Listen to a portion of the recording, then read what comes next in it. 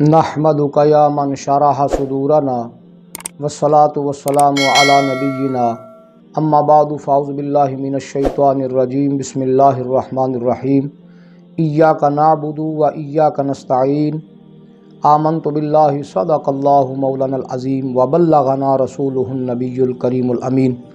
بندہ پروردگارم امت احمد نبی، دوست دار چار یارم تابع اولاد علی، مذہب حنفیہ دارم ملت حضرت خلیل، خاک پائے غوث اعظم زیر سایہ ہر ولی، صدیق عکس حسن کمال محمد است، فاروق ذل جاہ و جلال محمد است، عثمان ضیائے شمع جمال محمد است، حیدر بہار باغ خصال محمد است، اسلام ما اطاعت خلفاء راشدین، ایمان ما محبت آل محمد است، صلی اللہ تعالی علیہ وبارک وسلم۔ میرے تمام چاہنے والوں تک میرا سلام پہنچے۔ آج ہم ایاک نعبد و ایاک نستعین کے اوپر پھر گفتگو کر رہے ہیں۔ ہم نے پچھلے درس میں یہ بیان کیا تھا کہ نستعین استعان یستعین استعانتاً سے نکلا ہے، جس کا معنی ہے کہ ہم خاص تیری ہی بندگی کرتے ہیں اور خاص تجھ ہی سے مدد مانگتے ہیں۔ لیکن یاد رکھو، پچھلا جو ہم نے بیان ہوا، جو بیان کیا، اس میں مطلب یہ تھا کہ مستقل بذات امداد کرنے والا صرف اللہ ہے۔ اللہ کے سوا کوئی بھی بذات، مستقل بذات اللہ کے سوا کوئی بھی مدد نہیں کر سکتا۔ جو بھی کوئی مدد کرتا ہے وہ اللہ تعالی جل شانہ کی مدد سے ہی کرتا ہے، اللہ کے تعاون سے اور اللہ کی دی ہوئی طاقت سے کرتا ہے۔ آج ہم استمداد اولیاء، استعانت اولیاء، استعانت انبیاء علیہم الصلاۃ والسلام، ان پر گفتگو کریں گے۔ لیکن پھر ہم پہلے یہ بتا دیتے ہیں کہ انبیاء کرام ہوں، اولیاء کرام ہوں، یا کوئی صالح جنات ہوں یا فرشتے ہوں، وہ سارے کے سارے امداد کرتے ہیں اللہ کی دی ہوئی طاقت سے۔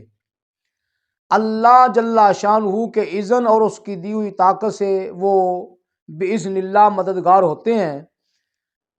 اگر کوئی یہ کہے کہ وہ فلاں جن ہے یا فلاں فرشتہ ہے یا فلاں کوئی پیغمبر ہے یا فلاں کوئی ولی ہے، وہ مستقل بذات خود امداد کرتا ہے، وہ اپنی ذات میں مستقل ہے، کسی سے لے کر نہیں بلکہ اللہ کی دی ہوئی طاقت سے نہیں، وہ خود بخود یہ کرتا ہے، تو یہ کہنا، یہ عقیدہ رکھنا، یہ ناجائز، حرام اور شرک والا عقیدہ ہے۔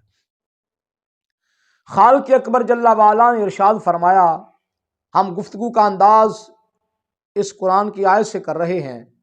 اللہ فرماتا ہے وَتَعَاوَنُوا عَلَى الْبِرِّ وَالتَّقْوَى وَلَا تَعَاوَنُوا عَلَى الْإِثْمِ وَالْعُدْوَانِ، نیکی اور پرہیزگاری کے کاموں میں ایک دوسرے کی مدد کرتے رہو اور گناہ اور ظلم کے کاموں میں ایک دوسرے کی مدد نہ کرو۔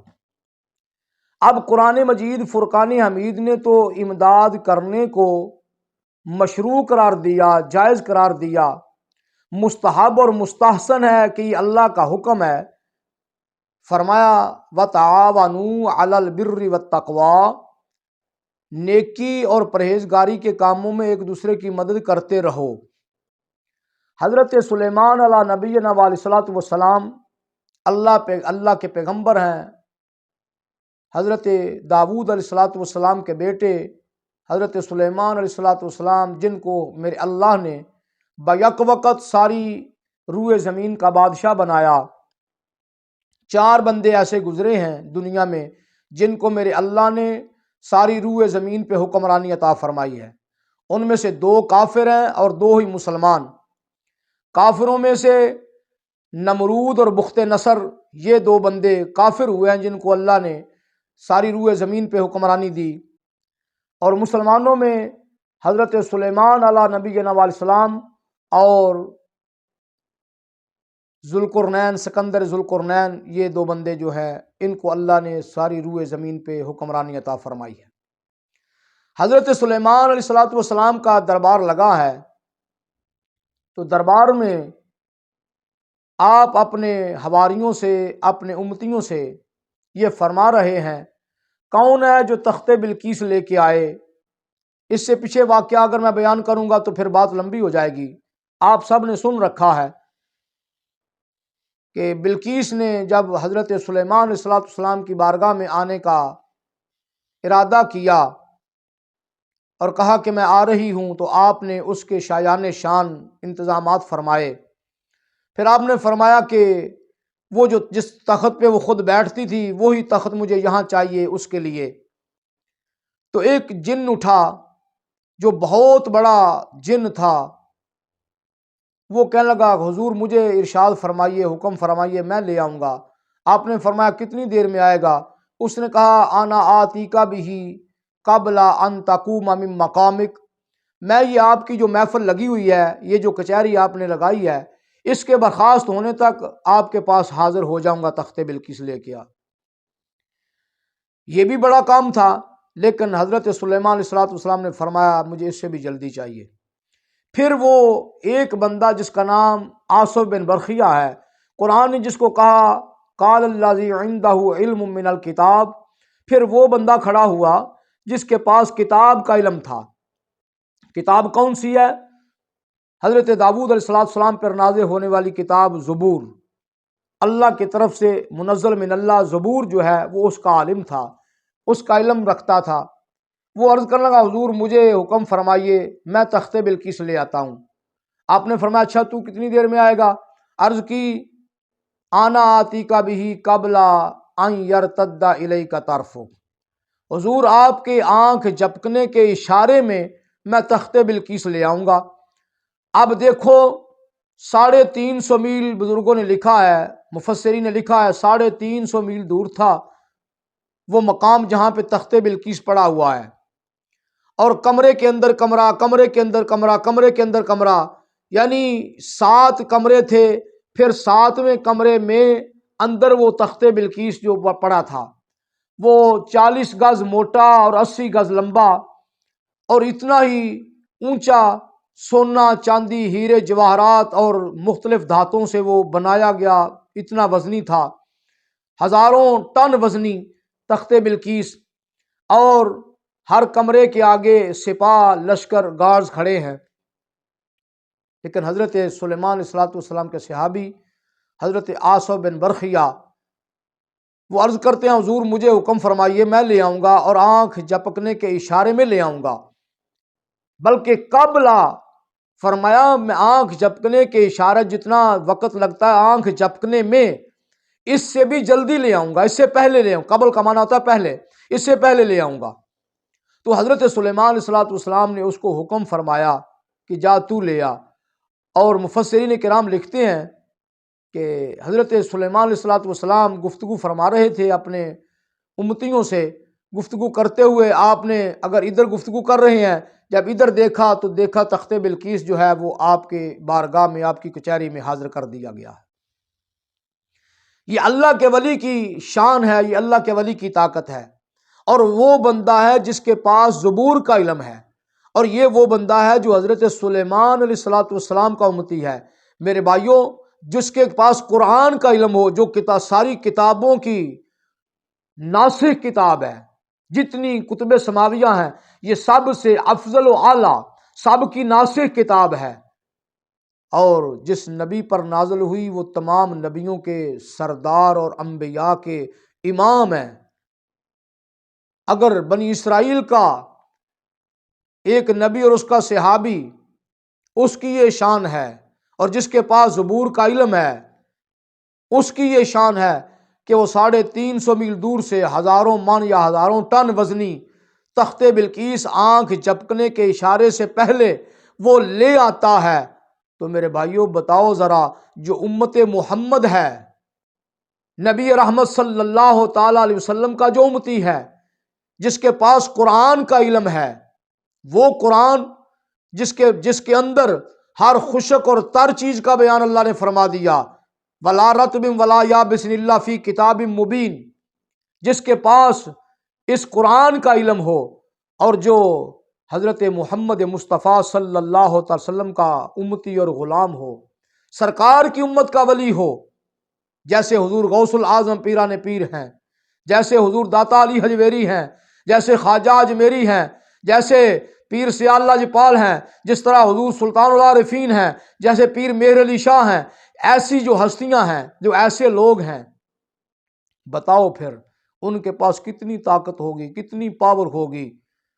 پھر میں کیوں نہ کہوں کہ جب حسن تھا ان کا جلوہ نما، انوار کا عالم کیا ہوگا۔ جب حسن تھا ان کا جلوہ نما، انوار کا عالم کیا ہوگا۔ بن دیکھے فدا ہے ہر کوئی، دیدار کا عالم کیا ہوگا۔ اور چاہیں تو اشاروں سے اپنے کایا ہی پلٹ دیں دنیا کی، یہ شان ہے خدمت گاروں کی، سرکار کا عالم کیا ہوگا۔ میرے بھائیوں، یہ امت محمدیہ صلی اللہ علیہ وسلم کے جو اولیاء ہیں، ان کو میرے اللہ نے یہ مقام بخشا ہے، یہ مقام عطا فرمایا ہے۔ فرمایا ولا خوف علیہم ولا هم یحزنون، یہ وہ لوگ ہیں جن کو نہ کوئی خوف ہے، نہ کوئی ڈر ہے، نہ دنیا کی زندگی میں نہ کوئی ڈر اور خوف، اور نہ آخرت میں نہ کوئی خوف موت کا یا قیامت کا جو ڈر اور اندیشہ ہے۔ جو قیامت کے دن لوگوں پر خوف طاری ہوگا، جو اللہ کے نیک بندے ہیں ان پر کوئی اندیشہ نہیں، کوئی خوف نہیں، کوئی ڈر نہیں۔ اور دنیا کی زندگی میں بھی دیکھ لو، آج لوگ جن کے پاس مال ہوتا ہے وہ ڈر ڈر کے رہتے ہیں، لیکن اولیاء کرام وہ تو فٹ پاتھ پہ بیٹھے، ان کو کوئی ڈر نہیں، کوئی خوف نہیں۔ کیوں؟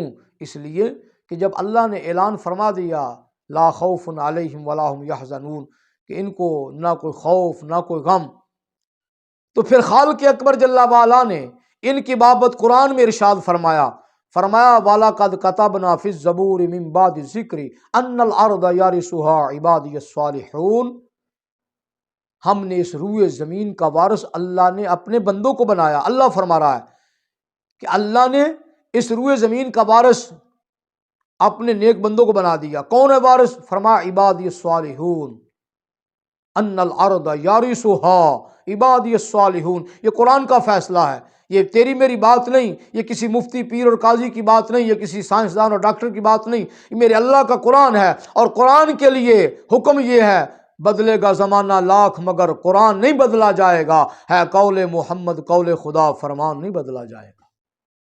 میرے بھائی، یہ قرآن کا فیصلہ ہے، ان الارض یارثها عبادی الصالحون، اس روئے زمین کے وارث اللہ کے نیک بندے ہیں، صالحین ہیں، اللہ نے ان کو اس پر حکومت بخشی ہے، حکومت دی ہے۔ تبھی تو خالق اکبر جل وعلا نے فرمایا، اور یہ لوگ وہ ہیں جن کی معیت کا، جن کی سنگت کا، جن کے ساتھ رہنے کا ہم نے تمہیں حکم فرمایا۔ فرمایا یا ایھا الذین آمنوا اتقوا اللہ وکونوا مع الصادقین، اے ایمان والو اللہ سے ڈرتے رہو، اللہ کے جلال، اللہ کے غضب اور اللہ کے عذاب سے ڈرو، اور کیا کرو؟ سچوں کے ساتھ ہو جاؤ، صدیقین کے ساتھ، جو اللہ کے دوست لوگ ہیں، جو سچے لوگ ہیں۔ وہ کون ہے؟ وہ یہی صالحین لوگ ہیں جن کے ساتھ رہنے کا میرے اللہ نے حکم فرمایا کہ ان کے ساتھ رہو، ان کی معیت اختیار کرو، ان کی سنگت اختیار کرو۔ تو پھر میرے بھائیوں، ہمیں چاہیے کہ ہم اولیاء کرام کی سنگت اختیار کریں، ان کے ساتھ رہیں، اس لیے کہ جب قرآن کا یہ فیصلہ ہے، قرآن کہتا ہے کہ سچوں کے ساتھ ہو جو، مولا پھر ملے گا کیا؟ فرمایا تم ملنے کی بات کرتے ہو، سب سے پہلے تو یہ کہ شیطان مردود ہر وقت بندہ مومن سے ایمان چھیننے کے لیے در پہ رہتا ہے، ہر وقت اس کے لیے وہ کوشش کرتا رہتا ہے، اس کے دل میں وسوسے ڈالتا ہے، طرح طرح کے وساوس اس میں ڈالتا ہے کہ یہ ایمان سے دور ہو جائے، یہ برے کاموں میں لگ جائے۔ تو پھر وہ خود اللہ جل شانہ کی بارگاہ میں کھڑا ہو کے اور اللہ کی عزت کی قسم اٹھا کے کہتا ہے فقال فبعزتک لاغوینہم اجمعین، اے اللہ مجھے تیری عزت کی قسم ہے کہ میں ان سب کو گمراہ کر دوں گا، ان سب کو اپنے ساتھ لے کے جہنم جاؤں گا۔ لیکن ساتھ ہی کہتا ہے الا عبادک منہم المخلصین، پر میرے اللہ جو تیرے مخلص بندے ہیں ان پر میرا داؤ پیش نہیں چلے گا، وہاں پہ میں کچھ نہیں کر سکتا۔ یہ خود شیطان ابلیس کہہ رہا ہے۔ تو میرے بھائی، جب ابلیس کا جس پر داؤ پیش نہیں چلتا پھر وہ اللہ کا مقرب بن جاتا ہے۔ اس لیے سب سے پہلا فائدہ اس کا یہ ہے کہ جو اللہ کے نیک بندوں کے ساتھ رہے گا اللہ کے نیک بندوں کے ساتھ رہے گا وہ شیطان کے نرغے سے بچ جائے گا، شیطان کے وسوسوں سے اور شیطان کے حملے سے وہ بچ جائے گا۔ اور حضرت شیخ سعدی رحمۃ اللہ علیہ فرماتے ہیں یک زمانہ صحبت با اولیاء بہتر صد سالہ عبادت بے ریا۔ اللہ کے ولی کے ساتھ ایک لحظہ، ایک گھڑی بیٹھنا 100 سالہ بے ریا عبادت سے افضل ہے۔ 100 سال کی بے ریا عبادت جو ہے وہ ایک طرف، اور اللہ کے ولی کی بارگاہ میں اس کے پاس بیٹھنا ایک گھڑی، یہ افضل ہے 100 سال کی بے ریا عبادت سے۔ تو میرے بھائیوں، ہمیں اللہ کے ولیوں کے ساتھ، اللہ کے ولیوں کی محفل میں بیٹھنا اور ان سے جو ملفوظات ان کے وہ سننے چاہیے، انہوں نے جیسے زندگی گزاری ہے اپنی، ہمیں ایسی زندگی گزارنی چاہیے۔ اور یہ وہ لوگ ہیں، اللہ فرماتا ہے، ہم قرآن میں پڑھتے ہیں نا، اہدنا الصراط المستقیم صراط الذین انعمت علیہم، اے اللہ میں سیدھے رستے پر چلنے کی توفیق دے۔ اور سیدھا رستہ کون سا ہے؟ فرمایا، عرض کیا، مولا جن پر تیرا انعام ہوا ہے، صراط الذین انعمت علیہم، اے اللہ جن پر تیرا انعام ہوا ان لوگوں کے رستے پر ہمیں چلا، ان کے رستے پر ہمیں چلنے کی توفیق عطا فرما۔ اور وہ رستہ کن لوگوں کا ہے؟ فرمایا انعم اللہ، انعام یافتہ لوگ کون ہیں؟ انعم اللہ علیہم من النبیین والصدیقین والشہداء والصالحین۔ یہ 4 گروہ میرے اللہ نے قرآن میں جن کا تذکرہ فرمایا، سب سے پہلے نبیوں کا گروہ ہے، پھر اس کے بعد صدیقین کا گروہ ہے، پھر شہداء کا گروہ ہے، پھر صالحین کا گروہ ہے۔ یہ 4 وہ گروہ ہیں، 4 یہ جماعتیں ہیں جن کو میرے اللہ نے فرمایا یہ انعام یافتہ لوگ ہیں، تم ان کے ساتھ رہو۔ جب ان کے ساتھ رہو گے تو شیطان کے حملوں سے محفوظ ہو جاؤ گے، اللہ کی بارگاہ میں تم مقرب ہو جاؤ گے ان کے ساتھ چل کے، ان کے ساتھ رہ کے۔ تو میرے بھائیو، ہمیں چاہیے کہ ہم اولیاء اللہ، انبیاء کا آنے کا تو سلسلہ ختم ہو گیا، ختم نبوت سرکار دو عالم صلی اللہ علیہ وسلم کے بعد اب کوئی نبی نہیں آئے گا۔ صدیقین، شہداء، صالحین، اور صالحین ہر زمانے میں رہیں گے، ہر زمانے میں تا صبح قیامت اولیاء کرام اس روئے زمین پر رہیں گے۔ میرے بھائیو، ہمیں چاہیے کہ ہم اولیاء کرام کی سنگت اختیار کریں، ان کے ساتھ رہیں۔ آج کل میں سن رہا ہوں کچھ ایسے ویڈیو کلپ بھی جو اولیاء کرام کے خلاف لوگ بکواسات کر رہے ہیں، نازیبا کلمات استعمال کر رہے ہیں اور کہتے ہیں بابے تے کوئی شے ہی نہیں، بابے تے کوئی شے ہی نہیں۔ انشاءاللہ اگلی ویڈیو میں اس پر گفتگو ہوگی۔